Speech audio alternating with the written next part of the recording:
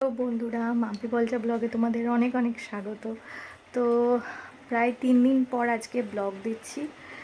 তো আর কি বলবো, বাইরে প্রচুর বৃষ্টি হচ্ছে। তো এই যে দেখো, খেয়ে নিচ্ছি, ব্রেকফাস্ট করে নিচ্ছি, মুসলি, টক দই। আর এদিকে আমার মা আর আমার বর চা খাচ্ছিল। তারপর আমার একটু চা খেতে ইচ্ছা করছিল, তাই আমিও চা ওদের সাথে তারপরে আবার একবার চা খেলাম। আর আজকে হচ্ছে তোমার বাড়িতে যে বিস্কিটটা খাই আমরা, সেটা খেতে ইচ্ছে করছিল না। তো মা বলল, মায়ের ব্যাগে একটা অরেঞ্জ বিস্কুটের প্যাকেট আছে, অনেক দিন ওই ক্রিম দিয়ে অরেঞ্জ বিস্কিট খাইনি। তো সেই জন্য মা বের করে দিয়েছিল এই যে এটা। তো এটা দিয়ে আমি আজকে চা খেলাম, বেশ ভালোই লাগছিল। অনেক দিন পর অরেঞ্জ বিস্কিট খেলাম আর কি।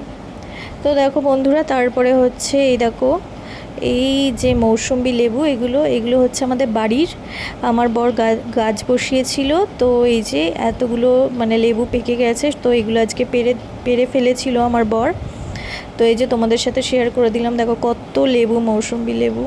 আর দেখো সব পেকে গেছে, একটা তো নষ্ট হয়ে গেছে, একটা দুটো। তো এই যে তোমাদের সাথে শেয়ার করে দিলাম। এগুলো সবাই রস করে খেয়ে নেবে, বা ফলটা কেটে সবাই খেয়ে নেবে, মা, আমার বর, আমি সবাই। তো তারপরে আজকে দেখো, মা এনেছিল বাজার থেকে চিকেন, তার সাথে যে ইলিশ মাছ, আর এই যে উচ্ছে আলু কেটে নিয়েছিল, আর এখানে এই যে মাংসের আলু, আর এটা হচ্ছে কাঁচকলা আলু, এটা হচ্ছে ওই ইলিশ মাছ রান্না করে বলো। তো দেখো আজকে লাঞ্চে কী কী ছিল, এই যে মাংস, ইলিশ মাছ, কাঁচকলা আলু দিয়ে, তারপরে উচ্ছে আলু ভাতে ভাজা।